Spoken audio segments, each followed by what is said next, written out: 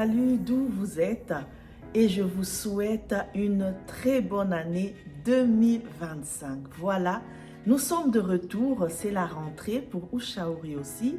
En tout cas, je vous souhaite vraiment une année remplie de grâce, de faveur de Dieu, que tu vois vraiment la gloire de Dieu cette année 2025 et que Dieu réjouisse ton cœur. Alors, je suis heureuse de nous retrouver encore pour un nouveau numéro dans cette nouvelle année. Ah oui, alors aujourd'hui, nous parlerons d'un sujet très important pour une nouvelle année. Donc, nous commençons une nouvelle année et qui dit nouvelle année dit nouvelle histoire. Alors, notre titre pour aujourd'hui, c'est « Rêve grand ». Ah oui, rêve grand. Rêve grand. Et nous allons nous inspirer aujourd'hui de l'histoire de Joseph. Joseph dans Genèse chapitre 37.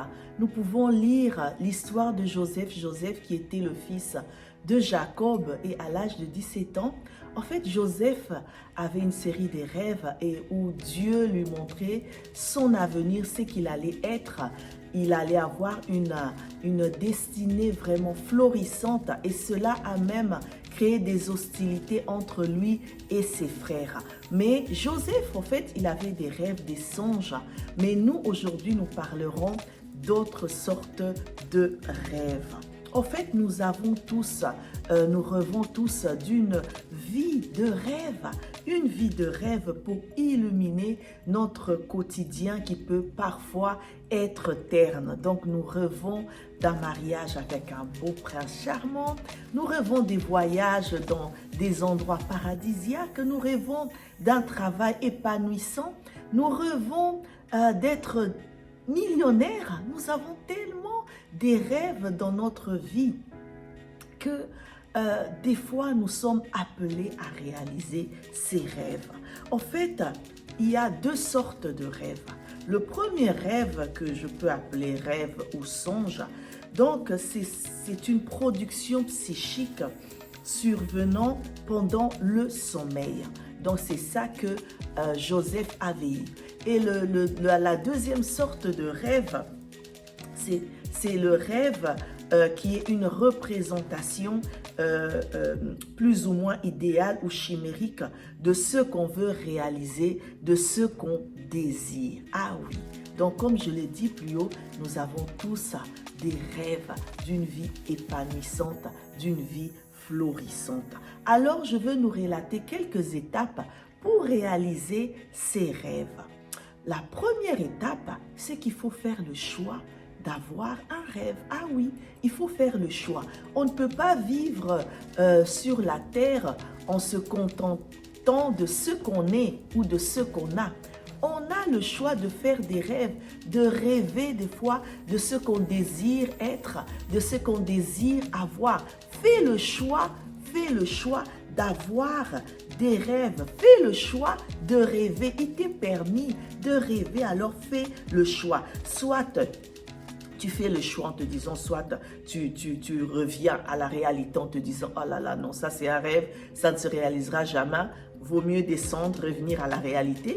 Ou soit alors, tu te dis, voilà, je vais essayer quand même de réaliser mon rêve, même si ça semble trop grand, trop fou, un peu fou, mais je veux essayer de le réaliser. Donc, la première étape, fais le choix de rêver. La deuxième étape, décide de réaliser ce rêve. Ah oui, il t'est permis de décider. Tu as rêvé de ce que tu veux être, de ce que tu veux faire. Mais maintenant, décide de réaliser ce rêve. Ne te dis pas, voilà, ce rêve, voilà, c'était juste un rêve. Ça ne se réalisera pas, c'est fou. Ça ne se réalisera pas. Non, décide de le réaliser. Qui sait, avec l'aide de Dieu, tu pourrais y arriver. Troisième étape, c'est se motiver à atteindre ce rêve. Alors, comment peux-tu te motiver à atteindre ton rêve? La première chose que tu dois faire, c'est d'abord de croire en toi. Ah oui, crois en toi. Crois en toi parce que c'est ça la clé pour une vie épanouie. Crois en toi. N'écoute pas ce que les autres peuvent dire sur ton rêve.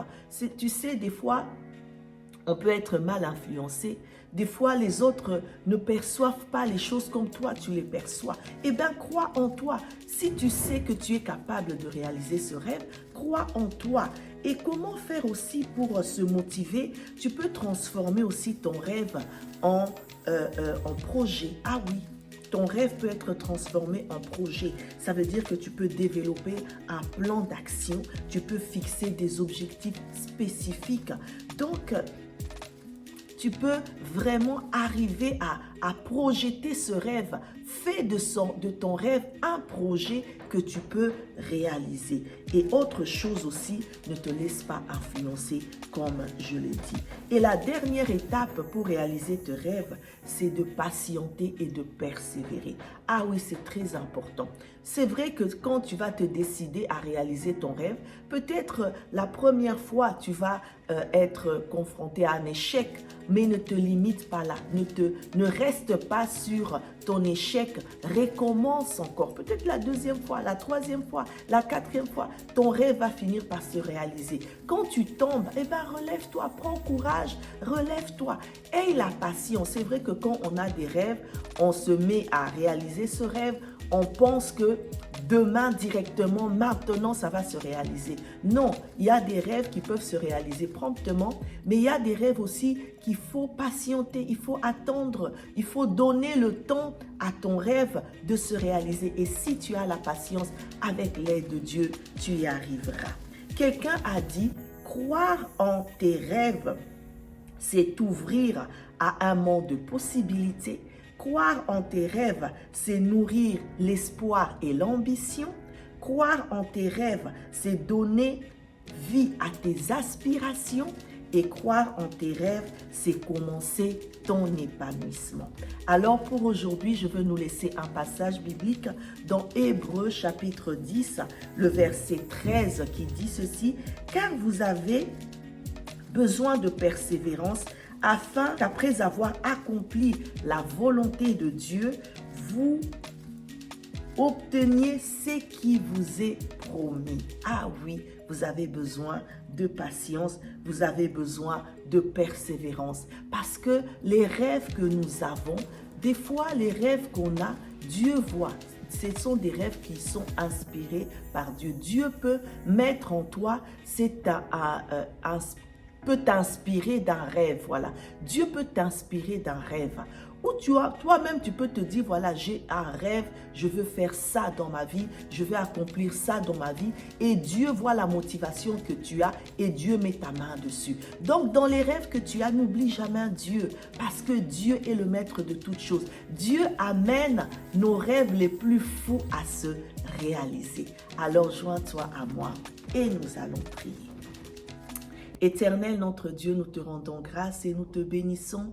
Nous te disons merci pour ce premier Ushauri de l'année 2025 où tu nous apprends à rêver grand, à ne pas nous contenter de ce que nous sommes ou de ce que nous vivons ou de ce que nous avons, parce que toi, tu es le Dieu grand, tu es notre Père, tu es grand, tu es tout puissant, tu es infiniment grand, Seigneur, et tu es capable de tout. Seigneur, aide une personne aujourd'hui à rêver.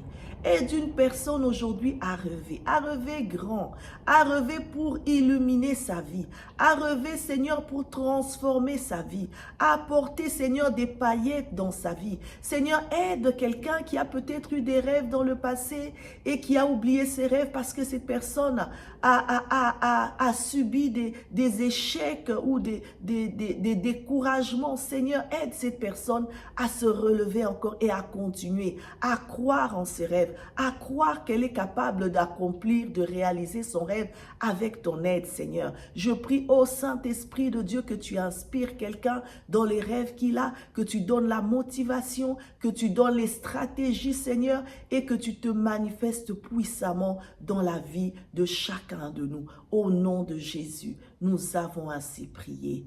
Amen, amen, amen. Alors que Dieu te bénisse et à la semaine prochaine. N'oublie pas de partager.